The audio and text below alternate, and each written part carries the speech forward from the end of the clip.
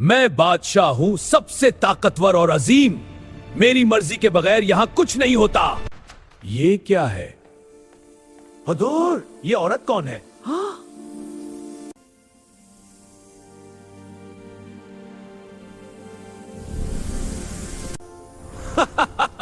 ये क्या बकवास है? जादू कभी नहीं।